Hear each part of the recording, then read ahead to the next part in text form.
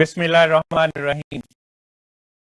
Mohammad Ejaz Sandhu special TV के programme छुपे खजाने हेड एंड ट्रेलर में आपको खुशामदीद है। प्रोग्राम में जैसा कि आप जानते हैं कि हम मुख्तलिफ इशूज़ पे बात करते हैं जो पाकिस्तान के मेजर इशूज़ हैं, जिसमें टेक्नोलॉजिकल इशूज़ है, सोशल है, हेल्थ है।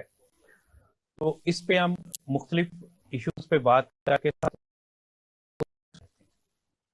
पिछले कुछ सालों से एक बहुत बड़ा इशू पाकिस्तान में हेल्थ के पॉइंट ऑफ व्यू से और बच्चों में खास तौर के ऊपर तो थैलेसीमिया का चल रहा है।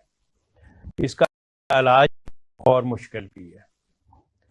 हम किस तरह इसको बेहतर कर सकते हैं, कैसे किया जा सकता है, इस पे आज का हमारा खास प्रोग्राम है। और हम खुशामदीद कहते हैं सजाद अहमद चीमा साहब को, जो डायरेक्टर है Noor thalassemia foundation. Thank you very much sir. Thank you doctor साहब, आपका बहुत बहुत शुक्रिया आने का। Thank you sir. आप इस तरफ आए कैसे, ये सफर कैसे स्टार्ट हुआ? मैं आपका शुक्रिया अदा करता हूं कि आपने मुझे यहाँ बुलाया, मुझे दावत दी। तो डॉक्टर साहब, बात यह है कि मैं शुरू से ही घर से ऐसी थी कि मैं वेलफेयर सोशल करने की, जी। इसके बैकग्राउंड में मेरे फैमिली में सियासत भी काम है, लोगों की खिदमत करना। तो मुझे भी जो है ना खूबी मेरे में भी पैदा की करना, तो उसी हवाले से लोगों की खिदमत करने के हवाले से कि जो है ना ये अगर लोगों की खिदमत करनी चाहिए, तो ये नूर थैलेसीमिया। बिल्कुल ठीक है, आपने सियासत की बात की तो बिल्कुल सर, कोई ताल्लुक तो नहीं? नहीं क्योंकि वो भी वहाँ पे उनकी मशहूर खिदमत, कुछ भी हो वो खिदमत अवाम का दिल जीतना है, तो वोट आपके बन जाते हैं। तो आपका ताल्लुक फैसलाबाद से? मेरा गुजरा से। अच्छा, गुजरा से आपका। जी। तो फिर आपने हॉकी नहीं खेली? नहीं, हॉकी खेली थी। शहबाज सीनियर भी फैसलाबाद में जब थे तो ये भी हमारे साथ उस वक्त खेलता होता था, लेकिन प्रॉपर नहीं। हमारी हॉकी टीम 90% तो गोजरा से। जी ऐसे ही है, हर जितनी भी टीमें आई हैं उसमें 5-6 लड़के गुजरा से हमेशा रहे हैं। अच्छा, हम थैलेसीमिया पे वापस आते हैं। जी। तो आपने 8 साल पहले 2015 में स्टार्ट लिया, तो किस से इंस्पायर होकर आपने ये स्टार्ट लिया? बिल्कुल, बड़ा अच्छा क्वेश्चन है। मैंने सुंदर फाउंडेशन से इंस्पायर होके जो है ना ये कदम उठाया। मुन्नू भाई से। मुन्नू भाई का नाम तो बहुत बड़ा है और सुंदर फाउंडेशन ने बहुत काम किया है इस पे। तो आपने इस पे आपने अकेले ही एक प्रोग्राम स्टार्ट किया या? नहीं, अकेले तो बंदा कुछ भी नहीं कर सकता जी। दोस्त हो, टीम हो तो फिर ही काम चल सकता है, अकेला तो बंदा कुछ नहीं कर सकता। बिल्कुल ठीक है। तो बच्चों में आपने क्या, स्पेशली बच्चों में इस तरह के इश्यूज क्यों होते हैं?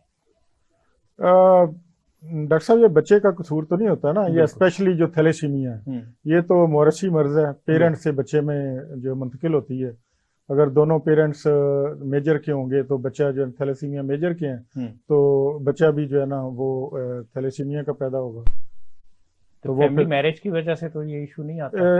एक वजह फैमिली मैरिज भी है, कजन मैरिजेस भी है, लेकिन कजन मैरिजेस के हट के अगर दोनों मेल फीमेल दोनों अगर थैलेसीमिया मेजर हैं तो फिर उनका बच्चा भी ज़्यादा चांसेस हैं कि वो थैलेसीमिया मेजर ही पैदा होगा। बिल्कुल, आपने ठीक कहा। तो सुंदर्स फाउंडेशन ने तो इस पे बहुत ज़्यादा काम किया है, आपको भी 8 साल हुए हैं, तो कहाँ तक पहुँचे हैं अभी तक आपका सफ़र?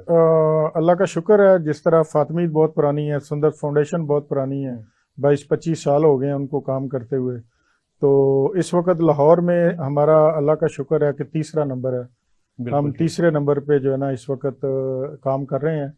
हमारे पास फैसिलिटी भी उनसे लेवल पे ही है, जो फैसिलिटीज़ उनके पास हैं वही फैसिलिटीज़ हमारे पास हैं। जिस तरह वो पेशेंट को ट्रीट करते हैं उसी तरह हम पेशेंट को ट्रीट करते हैं। तो अल्हम्दुलिल्लाह इसमें जो है ना कोई फ़र्क नहीं है। फातमी तो बहुत पुरानी है। जी, वो भी पुरानी है, वो भी 25 साल उसको भी हो गए। बिल्कुल जी। उनका तो काम प्योर ब्लड डोनेशन करना? नहीं, वो भी थैलेसीमिया वो भी थैलेसीमिया पे थैलेसीमिया पे काम कर रहे हैं। अच्छा, तो थैलेसीमिया में बच्चों को इशू क्या होता है? थैलेसीमिया में इनका अपना अनफॉर्चुनेटली ब्लड जो है ना खून अपना नहीं बनता। बिल्कुल। तो इस वजह से वो दूसरों के खून पे जो है ना हमेशा ही डिपेंडेंट होते हैं। बिल्कुल ठीक है। तो उनको जो है ना डिपेंड करता है उनकी एज पे कि वो कितनी एज है, उस हिसाब से उनको ट्रांसफ्यूजन चाहिए होती है। और जो कुछ बच्चे छोटे हैं उनको 15 दिन बाद चाहिए होती है, जो बड़े बच्चे हैं उनको 10 दिन बाद चाहिए होती है। तो फॉर लाइफ उनके लिए जो है। जी जी बिल्कुल, ये अनफॉर्चुनेटली ये ऐसी बीमारी है, ये पैदा होने से लेके आखिरी सांस तक बच्चे ने जो है ना उसका अपना, क्योंकि ब्लड बनता नहीं है, तो अगर वो आखिरी दम तक उसने ये ब्लड लगवाना है। अगर वो दरमियान में कोई 3-4 हफ्ते स्किप करेगा तो वो फिर नॉर्मल बच्चा नहीं रहेगा, फिर वो अब नॉर्मेलिटी आ जाएगी, उसकी एक्टिविटीज दूसरे बच्चों की तरह नहीं होगी, वो सुस्त होगा। वो दौड़ भाग दौड़ में और खेल कूद में और स्टडी में जो है ना वो स्कूल जाके भी सुस्त होगा। तो इस तरह जो है ना इस थैलेसीमिया के लिए ज़रूरी है जो है ना ब्लड टाइम पे लगे। मेरे एक दोस्त के बेटे को हुआ था और उस वक्त उसकी एज तकरीबन 11-12 साल थी। तो उसका वेट एक तो बढ़ गया था कि नॉर्मल वेट, उसकी बॉडी में स्वेलिंग हो गई थी और तकरीबन हर 10-15 दिन बाद उसको ये ब्लड ट्रांसफ्यूजन होती थी, लेकिन वो लकी रहा कि 3 साल बाद उसका ठीक हो गया। बिल्कुल आपने जो है ना सही कहा, इसमें बॉडी में चेंजेस आ जाती हैं, कुछ के फेस में चेंजेस आ जाती हैं, कुछ के बॉडी में चेंजेस आ जाती हैं, लेकिन इसमें ठीक होने वाला जो है ना वो आज तक सुना नहीं है, क्योंकि इसका एक ही इलाज है, वो बोन मैरो है। बोन मैरो ट्रांसप्लांट अगर होगा तो बच्चा ठीक हो सकता है, उसमें भी 100% चांसेस नहीं है, उसमें भी 100 से कम ही चांसेस है। वो भी अगर बहुत ही करीबी आपका ब्लड जो है ना बहन भाई या फादर मदर आपको डोनेट करे तो फिर उसके थोड़े आपने बिल्कुल ठीक कहा। उसके लिए हमने MH मिलिट्री हॉस्पिटल जो इस्लामाबाद में है वहाँ रब्ता किया, तो पता चला था कि वहाँ फैसिलिटी है बोन मैरो की। तो वहाँ ले जाके उसके मुख्तलिफ टेस्ट हुए थे और उसकी बहन के भी। उस वक्त यही था कि बहन इसको जो है ना बोन मैरो वाहिद ऑप्शन वही है। जी जी। लेकिन जब फाइनल स्टेज पे पहुंचा तो फिर उन्होंने कहा कि नहीं, अभी ज़रूरत नहीं, अभी इसको वेट स्टेज में रखें, इसमें कुछ इम्प्रूवमेंट उनको नज़र आ रही है। और इसमें मैं कह रहा हूँ, मैं मेरे ख्याल में कि वो बहुत लकी बच्चा है कि जिसको बगैर बोन मैरो ट्रांसप्लांट वो हेल्दी हो गया है, तो वो I think he is lucky child. बिल्कुल, अब वो तो ग्रेजुएशन कर चुका हुआ है, अब नौकरी की तरफ जा रहा है। जी जी, वो बिल्कुल बिल्कुल लकी चाइल्ड है वो। बिल्कुल।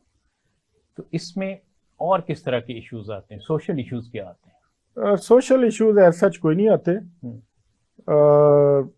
इसमें फैमिली के ऊपर तो प्रेशर आता है। फैमिली के प्रेशर होता है, वो फैमिली आपको पता ही है पाकिस्तान में जो है ना कोई मजहबी लिहाज से भी और इधर उधर जो है ना ये थोड़े बहुत इश्यूज आते हैं, लेकिन वैसे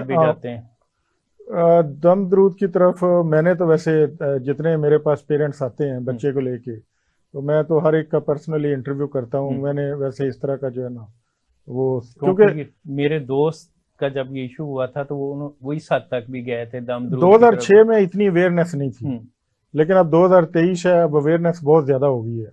तो अब जो बच्चे नए जो बच्चे जो आ रहे हैं, पेरेंट्स लेके आ रहे हैं, उनमें डेफिनेटली थोड़ी बहुत अवेयरनेस होती है, तो वो फिर इसलिए हमारे पास लेके आते हैं। उनको पता है कि इसके अलावा कोई इलाज नहीं।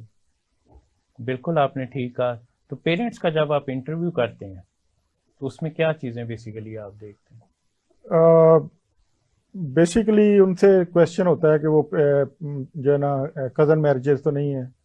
अगर कजन मैरिजेस नहीं है तो फिर वो अगर थी उनकी आउटसाइड ऑफ द फैमिली थी, तो उसमें उन्होंने जो है ना दोनों ने कोई टेस्ट करवाया या नहीं करवाया।